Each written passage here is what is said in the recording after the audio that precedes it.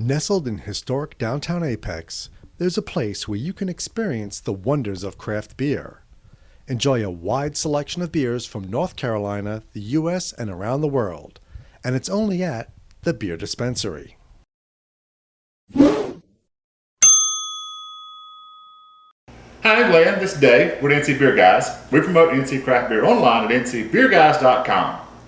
We're going to do our first pumpkin flavored seasonal of the year today. I know, and it just feels so early. It does feel early, but everybody's got them out, and if you're going to get to them, you got to get to them and get them all around. Because what's worse is when you don't get, if you don't get to them early enough, and then they don't have them later. Or, frankly, you get tired of so many, and then you kind of don't want to drink them anymore. So the first ones are exciting, yes, even though it's still only like late July, August. Yeah, but they're out.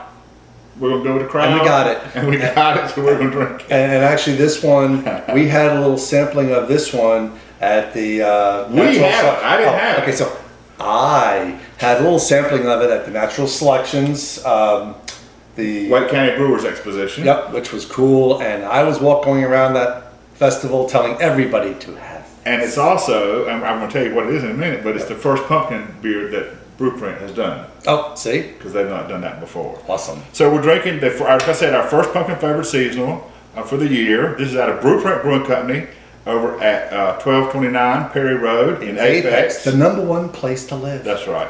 The story of Brueprint, you might remember, actually begins 5 years ago in a family kitchen in Holly Springs, where Eric Wagner, who's the owner there, first combined his passion and talent for gourmet cooking with over 20 years of work experience as an engineer specialized in treating water.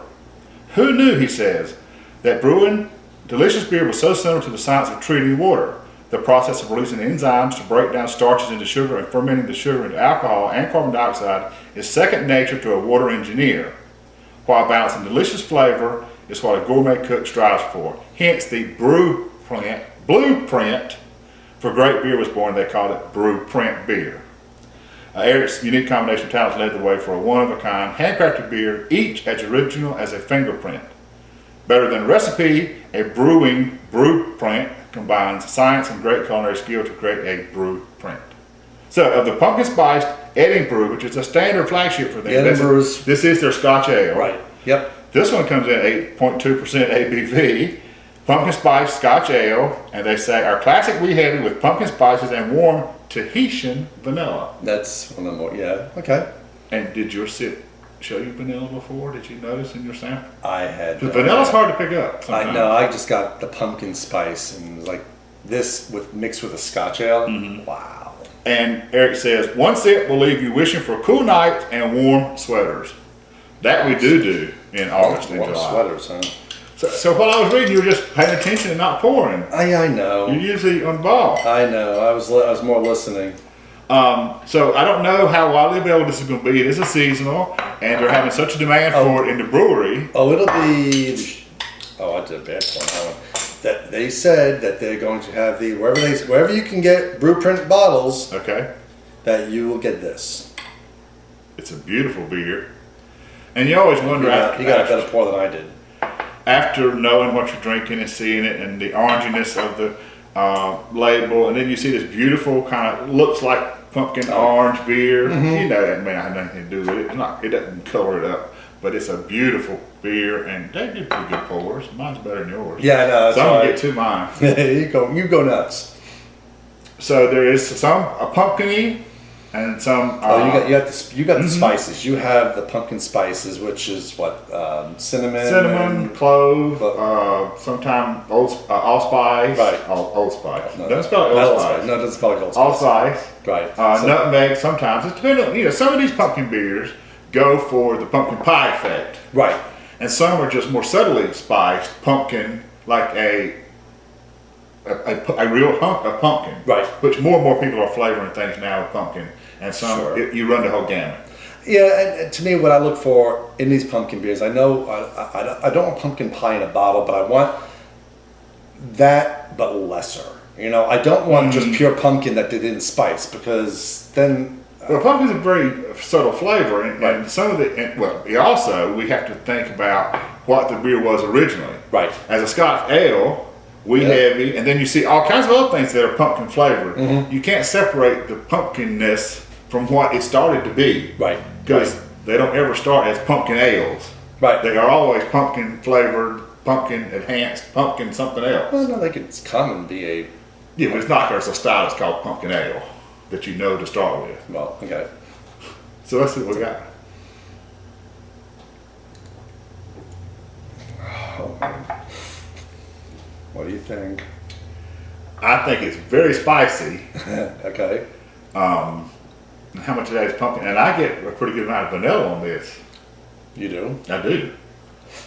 Maybe your sensors don't sense vanilla. Yeah, oh, apparently not. Because they don't work with mine anyway. In my homebrew, I toss a ton of vanilla in. I never get any of it.